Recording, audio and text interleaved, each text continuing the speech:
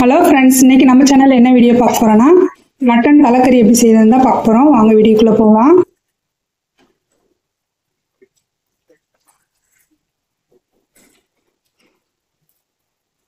Mutton தலைக்கறி gravy எப்படி செய்யறதுன்னு தான் பார்க்க போறோம்.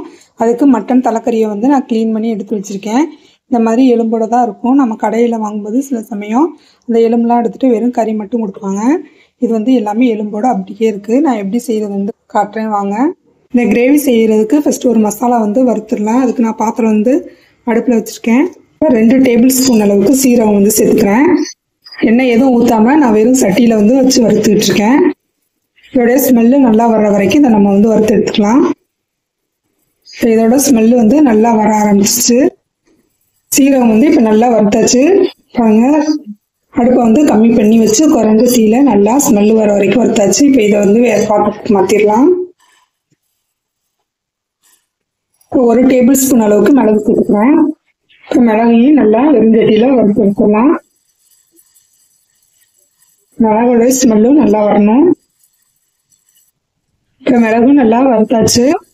இது பாத்திரத்துக்கு மாற்றிக்கிறேன். 1/2 டேபிள் ஸ்பூனுக்கு கம்மியாக பெருசீரகம் சேர்த்துக்கிறேன். சரி, நல்லா வறுத்துடலாம்.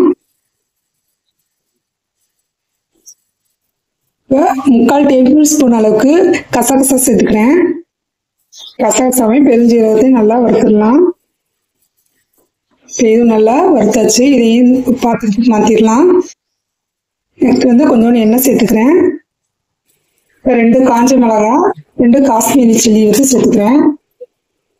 இதை எண்ணெயில வதக்கிடலாம். மிளகா நல்லா உப்பி வந்துருச்சு.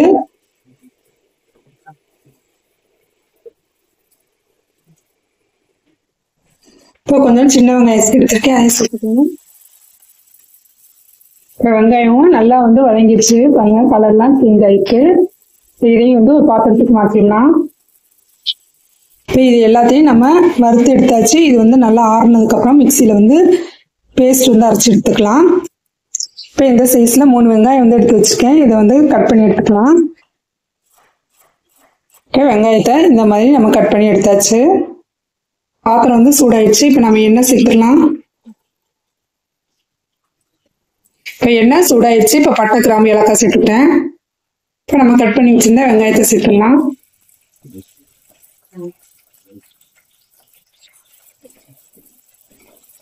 இப்போ வெங்காயம் கொஞ்சம் நல்லா வதங்கட்டும். நம்ம வறுத்து வச்சிருந்த மசாலா எல்லாம் ஆறிடுச்சு. இப்போ இதை நம்ம மிக்சியில பேஸ்ட் பண்ணி எடுத்துட்டு வந்துடுவேன். இப்போ இது நல்லா பேஸ்டா அரைச்சாச்சு. நல்லா நைஸா அரைச்சாச்சு. கொஞ்சம் தண்ணி சேர்த்து நான் அரைச்சிருக்கேன். இப்போ இந்த சைஸ்ல 2 தக்காளி எடுத்திருக்கேன். இதை கட் பண்ணிக்கலாம்.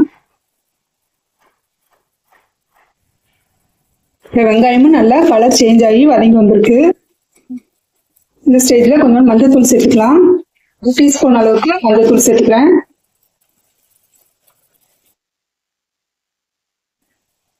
இஞ்சி பூண்டு பேஸ்ட் 1/2 டேபிள் ஸ்பூன் அளவுக்கு சேர்த்துக்கிறேன். இஞ்சி பூண்டோடைய பச்சை ஸ்மெல் போற வரைக்கும் நல்லா வதக்கிடலாம். இஞ்சி பூண்டோட பச்சை ஸ்மெல் போயிடுச்சு. இப்ப நம்ம கட் பண்ணி வச்சிருந்த தக்காளி சேர்த்துக்கலாம்.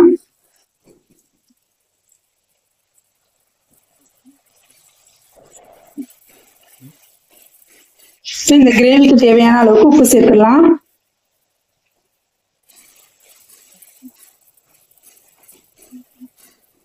தக்காளி கொஞ்சம் நல்லா வதங்கி வரட்டும். தக்காளி வெங்காயம் ஒண்ணா நல்லா வதங்கி வரணும். அது வரைக்கும் கொஞ்சம் வெயிட் பண்ணலாம். தக்காளி நல்லா வதங்கி எண்ணெயும் நல்லா தெரிய ஆரம்பிச்சிருச்சு. இந்த ஸ்டேஜ்ல நம்ம கிளீன் பண்ணி வச்சிருந்த கறியை சேர்த்துடலாம்.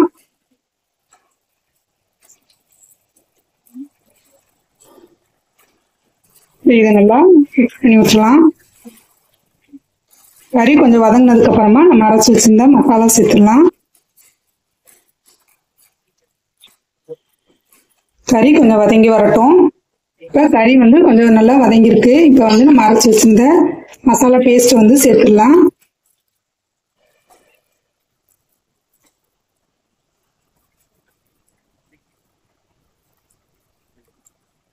மசாலா பேஸ்ட் சேர்த்தாச்சு. இதை நல்லா மிக்ஸ் பண்ணிடலாம். கொஞ்சம் எண்ணெயில வதக்கிட்டு அதுக்கப்புறம் நம்ம தண்ணி சேர்த்துக்கலாம். எல்லாம் நல்லா கறியோட மிக்ஸ் பண்ற அளவுக்கு நம்ம வதக்கிக்கலாம். இது அப்படியே நல்லா வதங்கட்டும். இது எண்ணெய் பிரிஞ்சு வந்ததுக்கு அப்புறமா நம்ம தண்ணி வந்து சேர்த்துக்கலாம். இப்போ 2 நிமிஷம் நல்லா வதக்கி விட்டாச்சு. எண்ணெயும் கொஞ்சம் பிரிய ஆரம்பிச்சிருச்சு. இப்போ நம்ம வந்து தண்ணி வந்து சேர்த்துடலாம். நான் மிக்சியை கழுவிட்டு அந்த தண்ணியே சேர்த்துக்கிறேன். தண்ணி சேர்த்துட்டு நல்லா மிக்ஸ் பண்ணிட்டு உப்பு இருக்கான்னு செக் பண்ணிட்டு உப்பு வேணா நம்ம உப்பு வந்து அப்படி சேர்த்துக்கலாம். இதுக்கு தேங்காய் வேணாலும் அரைச்சி ஊற்றலாம். தேங்காய் இல்லாமையே இந்த குழம்பு சூப்பராக இருக்கும். நீங்களும் உங்கள் வீட்டில் ட்ரை பண்ணி பாருங்கள். இந்த மாதிரி மசாலா வறுத்து அரைச்சி போட்டு செஞ்சு பாருங்கள்.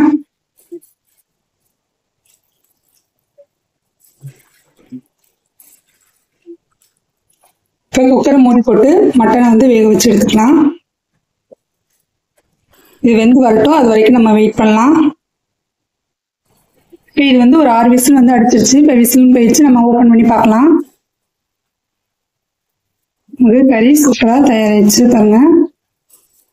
நீங்களும் உங்கள் வீட்டில் ட்ரை பண்ணி பாருங்க. என்னோட சேனல் உங்களுக்கு பிடிச்சிருந்துச்சுன்னா லைக் பண்ணுங்க, ஷேர் பண்ணுங்க, சப்ஸ்கிரைப் பண்ணுங்க. கூடவே பெல் ஐக்கானே கிளிக் பண்ணுங்க.